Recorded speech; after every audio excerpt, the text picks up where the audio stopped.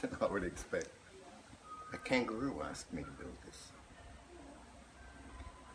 I was working in my workshop one day and I was making a sample for a millionaire's house to do a 2.5-story tall underwater fantasy with a mermaid in amongst the seagrasses and things. And I was making the sample and I was drawing it. And he's a very nice guy. He's a bricklayer he had 1,000 people laying bricks for him and he was making a lot of money. And as I was working on it, I just suddenly heard bang, bang, bang, bang, bang, bang, bang, bang, bang, bang. And I started looking around thinking something's hitting the fan or whatever. Couldn't find it. I said, it's not in the room. I thought, oh no, I must be having a stroke or an aneurysm. That's my heart. That's my blood in my brain. Am I going to fall down and be unconscious in a minute? And I thought, I don't feel that bad. Then I listened again. I thought, that's bloody clapsticks. I'm hearing clapsticks. I raced inside and you know what clapsticks are? Aboriginal sticks. I ran inside and got my clapsticks and I went out and I looked up the mountain and I clapped in time to the sound I'm hearing in my head. And then I clapped and then all of a sudden I stopped and it stopped. I thought, ooh. Then I'm looking up the hill and 3 kangaroos are standing on the top of the hill. 3. A big one and 2 smaller ones. Right. I'm looking at the kangaroos and I'm thinking, I've been living here 6 or 7 years. That's maybe the second time I ever saw a kangaroo on that hill and I'm looking at 3 of them. And I'm looking at them like, wow, it's got something to do with the clapsticks. The 3 kangaroos galloped down the hill and came right to my fence. And I walked over to them. I stood on one side of the fence and the ground drops away on the other side and they're standing on the other side, the 2 little ones and the big one in the middle. And I looked at them and I said, I know you're not kangaroos. And the 2 little ones bowed down and they went away like this. The other one stood in the middle and did all this stuff, flicking his ears, a bit of this. And I watched him and I felt a message. And I said, I received your message. And he kind of did a bit more of this and turned away and galloped back off up the hill. I walked in the workshop. I took everything off my bench. I chucked it all under the bench. And I said, tonight I'm going to phone the guy and say, I'm not doing your staircase. A kangaroo told me to stop. Instead, because I guess it was about 2 o'clock in the afternoon when I had this experience, and I packed and I cleaned up my table, and I'm trying to find places to put all the bits under the table, and I looked under there, and I saw this piece.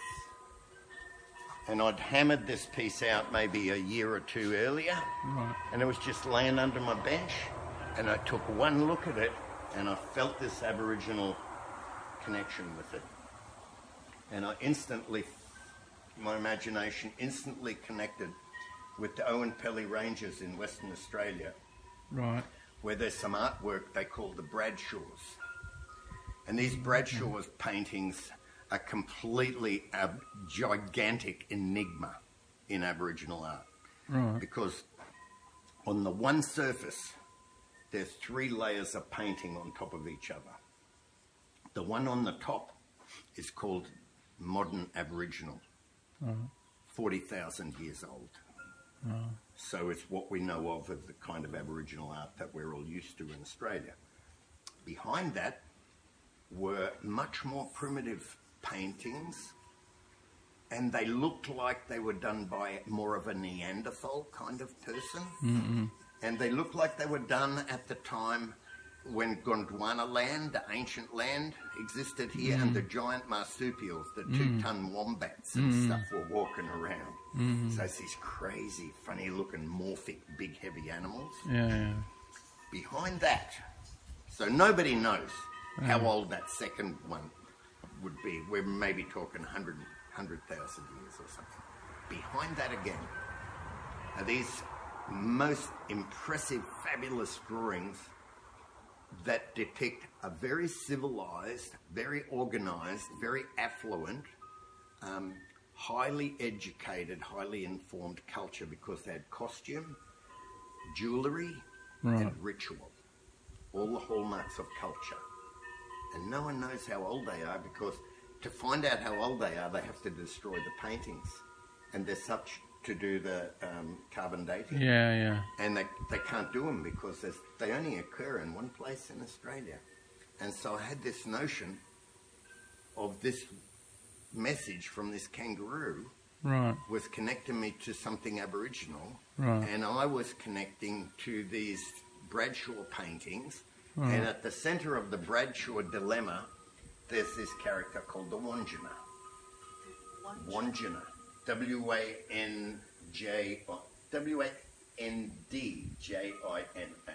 Wandjina.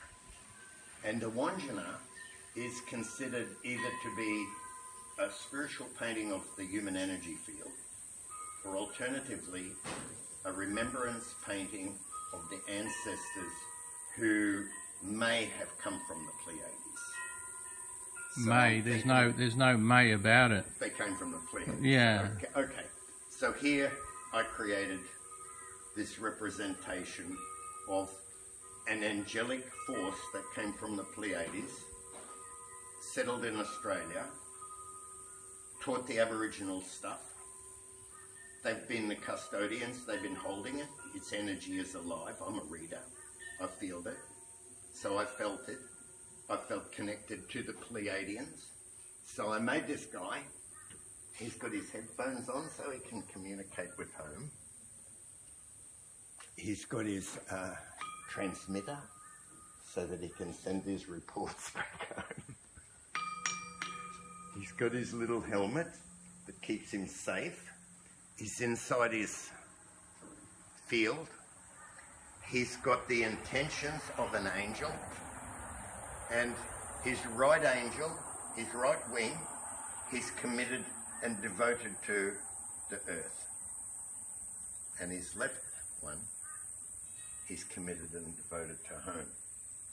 So that his heart becomes a receptacle of the transmission to inherent there in time and space, beyond time and space. And I had Channel 7 here shooting a little thing for their weekend magazine. And I didn't tell this whole story, but I played this. And the interviewer guy is looking at me, shaking his head at the sound of it. And I said, some people believe that I communicate with aliens through this thing. And he said, do you? I said, if you have a message, I transmit. After they left, I told Yanka we were having a laugh about it. Yanka said, they'll never use it. We watched it, and they did. I thought, wow, hasn't TV come a long way? Because I had Channel 7 or some channel came here one day, and I started telling them that they came to do a 15-minute story on me, and we got about 3 minutes into it, and the director girl said, oh, my phone's ringing. Excuse me, I've got to go outside. Went outside. Yeah, came back and she said, just been speaking to the producer, and the producer said, sounds like a totally fascinating story. Let's come back in about 5 or 10 years when it's worthy of an entire 30-minute segment. And I thought to myself, you don't know we got no phone reception here, do you?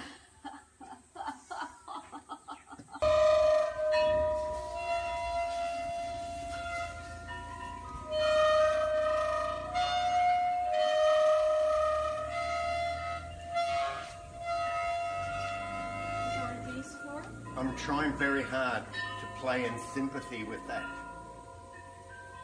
which makes it way more interesting to play than doing the same.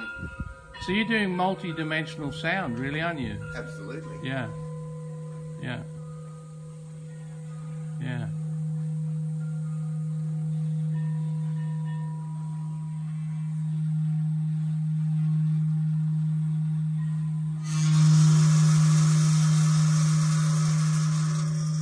That's a doozy. I'm running out of rosin on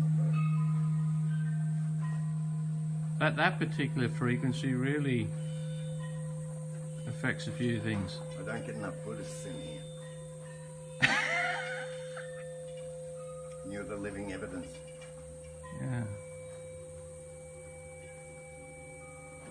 Yeah, that's a chakra opening, that one.